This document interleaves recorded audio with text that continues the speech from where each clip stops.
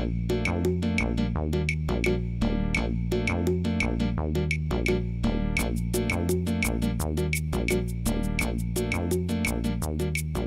there again, and welcome back to One Controller Port Podcast, the podcast featuring me, myself, and I, here to talk to you about video games and stuff for a very short period of time.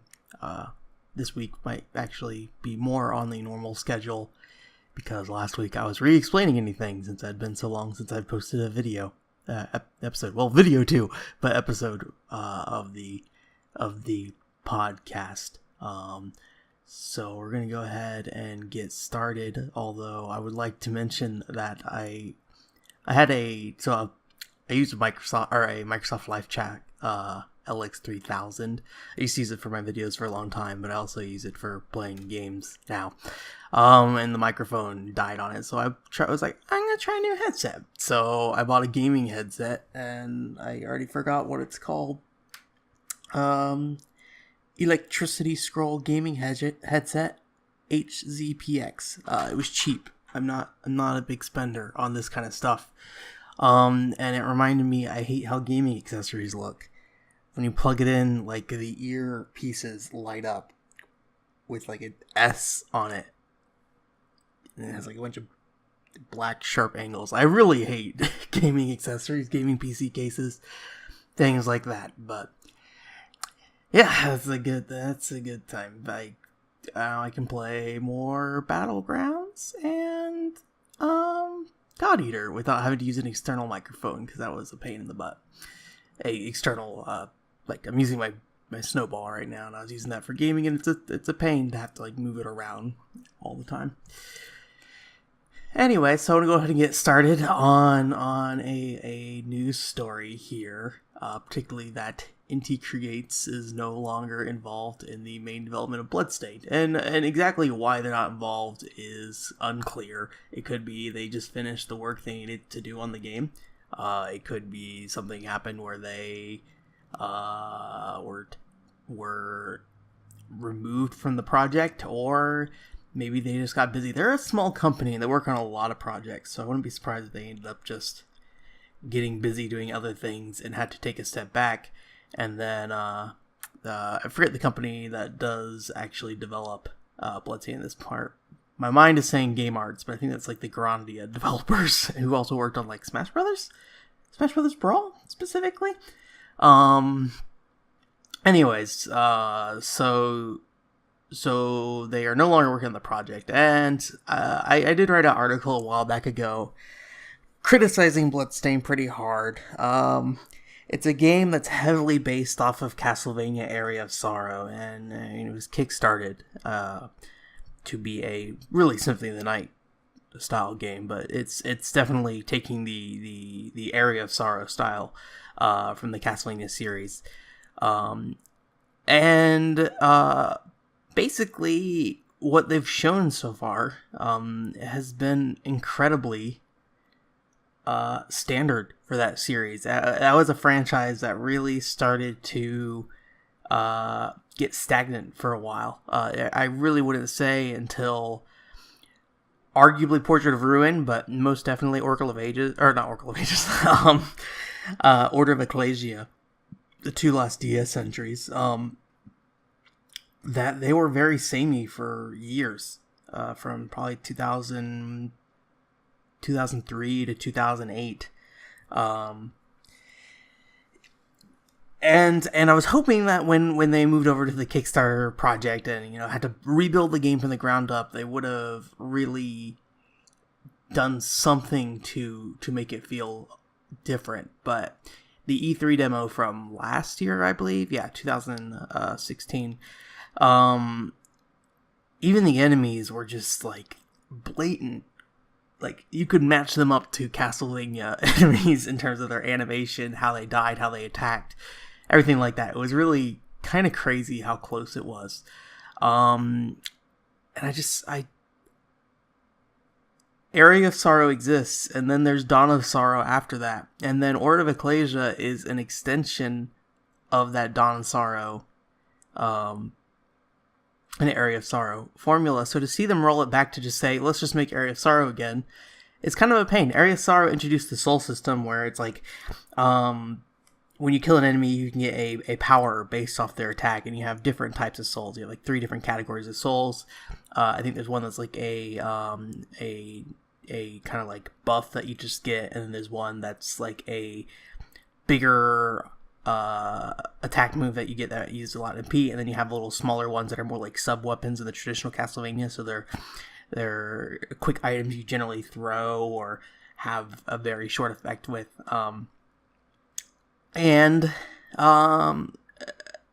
Bloodstain is doing that exact same thing. It's like, here's these categories, and here are the souls for them, and they're named crystals now, but it's something that they made, we're getting close to like 15 years ago. It was something they created, and then they've iterated it on 2 other times, and I'm just like, I would rather you, if not do something new, show that this is going to be pushed forward in some way.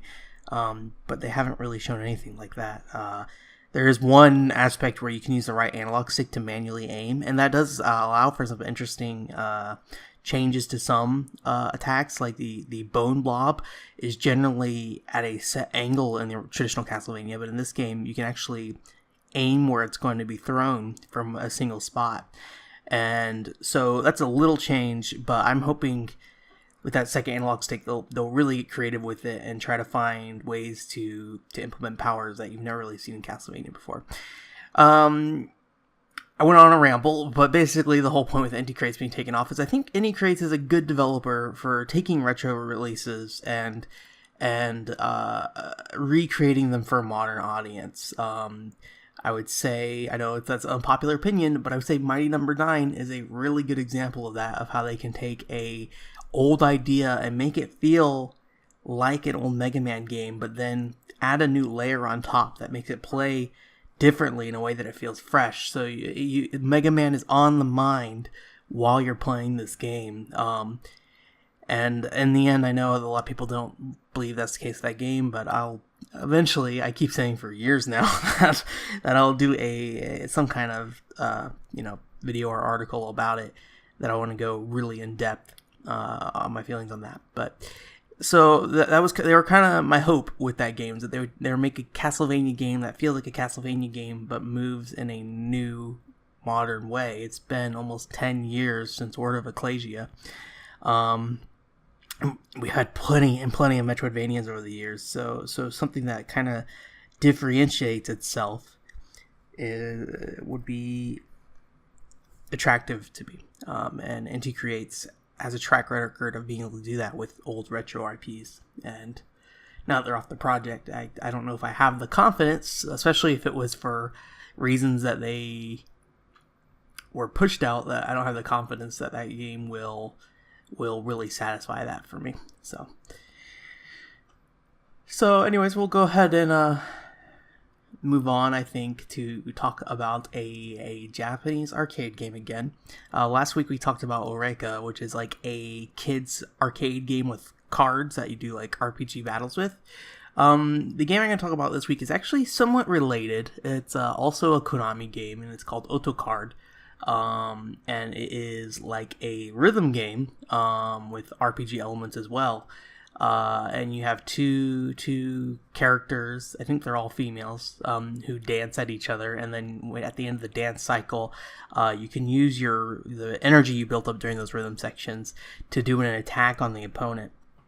And then the energy you build up will actually carry over between turns, so you can use smaller attacks to save energy or larger attacks to deal more damage. And so this arcade machine actually uses the exact, as far as I know, the exact same hardware as Oreka. So it has 2 buttons and a lever in the middle, which is kind of interesting because the rhythm game aspect of it uses not only the 2 buttons but also the lever. So there's these dots that come down the screen. It kind of looks like if you're familiar with like pop-in music, it's more closer to that. But if you're into more mainstream stuff, it's like Guitar Hero, where the notes come down on the screen and then you hit the button to when it hits the line that you need to hit. In this case, the attacks actually aren't randomized, or at least in terms of you're presented a list and you're able to choose from that list. So it's probably a bit more strategic than something like Odeka, at least in terms of the user input. Because there's only one character at a time, maybe it's hard to say because a lot of these I can't play because they're in Japan. But I could imagine on the actual user interaction level, there is more strategy than setting up. There's more strategy than just selecting a roulette. And the music's pretty good. I like it a lot. I'd say it has. I don't know if the Gothic Lolita is maybe the best description of what the outfit design is in there, but it is a lot of like very frilly dresses. There are a lot of slimmer dresses, but everything's a dress basically. Very rare that you get just like some normal outfits. There are some like Space Channel 5 looking outfits I really like in there, at least one. But it's cute. It's got a nice style to it, and it's a card game as well. So it prints out cards for clothes, and so you can choose what clothes you have on your character. I think there's some stats associated with those clothes, but I'm not entirely sure. And then at the end, you get like a photo op thing, and you can use the clothes you may have you just defeated from the opponent and put them on your character, and take a picture. And I believe when you take that picture, it actually prints out a new card for you with your character on that card, and you can set up the pose and things like that. It's nice. I would like to play it, but again, it's probably not ever going to come out here just because the actual card aspect of it would mean people would have to actually get cards. And I'm not actually sure how they're sold in Japan, if they're sold in stores or if you only get them from the machine itself. Either way, I'd like to play it, but who knows? Probably never. We'll see. So we'll go ahead and switch over to our next segment here. The fortune cookie segment, where I open a random fortune cookie from a game in my collection, and we're just going to talk about that game for a little bit. So let's go ahead and open that cookie. I got a good one.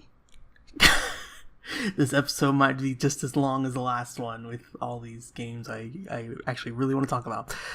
Phantasy Star Zero for Nintendo DS. I love this game. It is my favorite Phantasy Star game, probably. Keep in mind, I have not played Phantasy Star, the RPG ones on the Genesis. I've only really played the Phantasy Star Online series, which is a series I really like, and it's one of those, I would say, like a lot of people who get that one series where they don't mind if it changes much, it's just kind of comfortable to play. Phantasy Star Online is definitely one of those for me, although I have not played Phantasy Star Online too much. It's just, even if not much has changed, I can just really get into it. So what's interesting about Phantasy Star Zero, though, is that it's actually kind of a spin-off of the Phantasy Star Online series.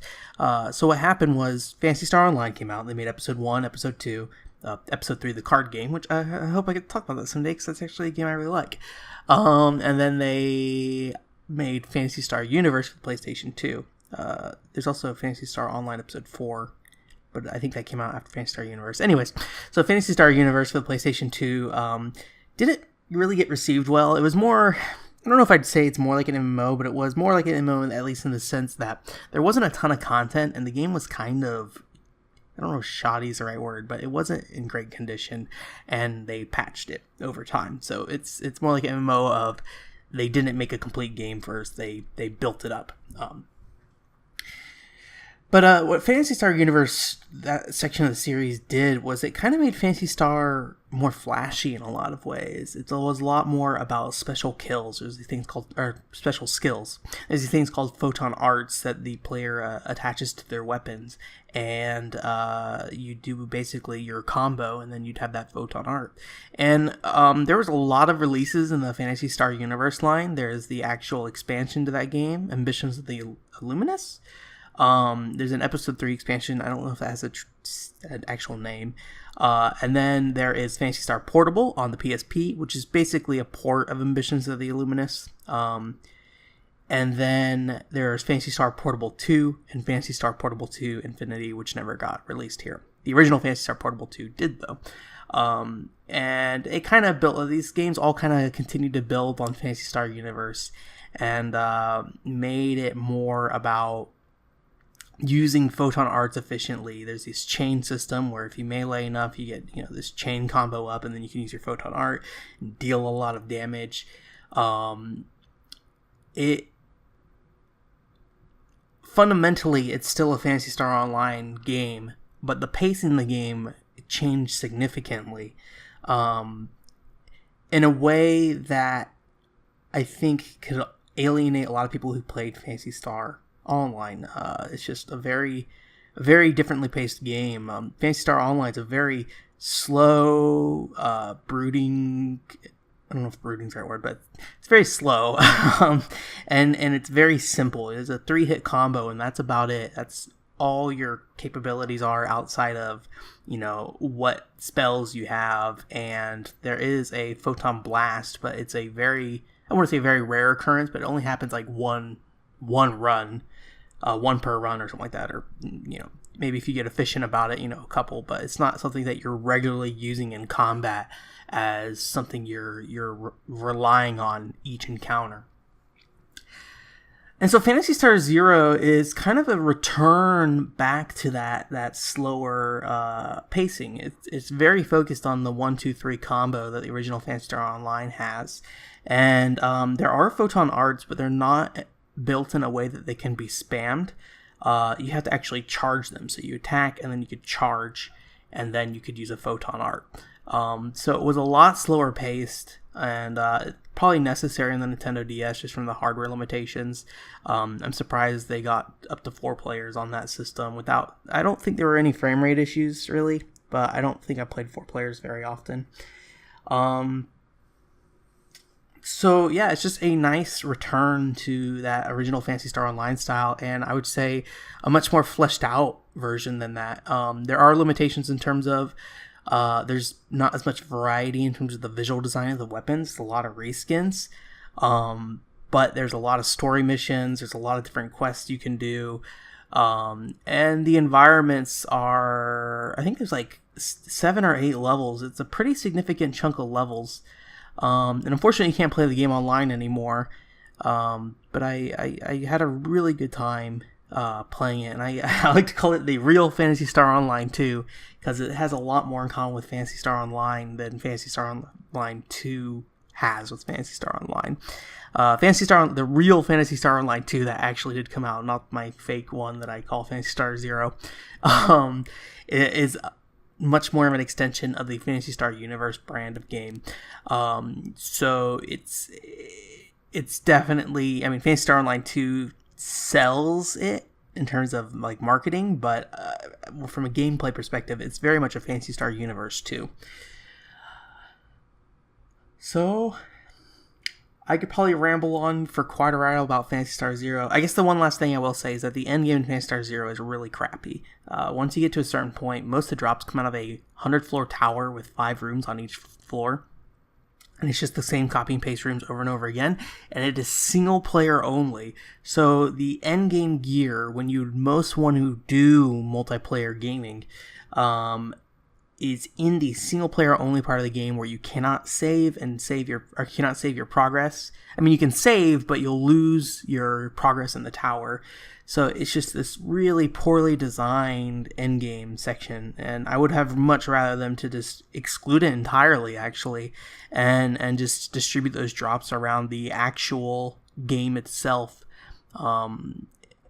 So there would have been a lot more variety. Because at the end it was just grinding these tower rooms by yourself over and over and over and over again, and frankly I never got any good drops. so it didn't really work out for me, unfortunately. But yeah, I love Phantasy Star Zero. That's a great Nintendo DS game, and as I play a lot of Phantasy Star games alone. I'm weird like that, but if you're okay playing Phantasy Star Zero alone, or if you can get some friends to play locally, I would highly recommend it. I think the English copies are a little expensive. Not expensive. They're about the retail price still, I think, for used. But I think it's a game that's definitely worth checking out, especially if you really like the original Phantasy Star Online and you feel like the franchise isn't really for you anymore. It's definitely not the same as the original Phantasy Star Online, but it has a lot more in common. So that's going to do it for this week. I am going to... I feel like I should probably actually have some segues or something. Rather than just like, anyways, let's move on to the next thing. But this is, it's a learning process for me. I'm hoping that maybe not next week, but the week after, I might have some better equipment to better record audio. Right now I just have a snowball ice sitting on my desk with this little like standard stand. I didn't buy anything expensive. I just bought like a pop card because I've been needing that. My so I got a Spectrobes video coming. I forgot I haven't said anything about that. But a big issue I had with that video was that the audio had a lot of problems because I was speaking directly into a microphone and I wasn't thinking. And when you do like P's and stuff like that, it makes a really nasty sound. So I'm getting an actual like wind blocker thing for the for my microphone, and then I'm also gonna get a stand so I don't have to sit here and arch my back into this microphone as I talk. So yeah, that may be next week. That may be the week after. I'm not quite sure yet. So we'll see how that helps with the audio. Or if it helps with the audio quality. If it doesn't, no biggie. It wasn't anything too expensive, anyways. I'm a pretty cheap guy, unfortunately. You guys get to suffer because of that, but if I can get something that will make it a bit better for relatively inexpensive, I will go for it.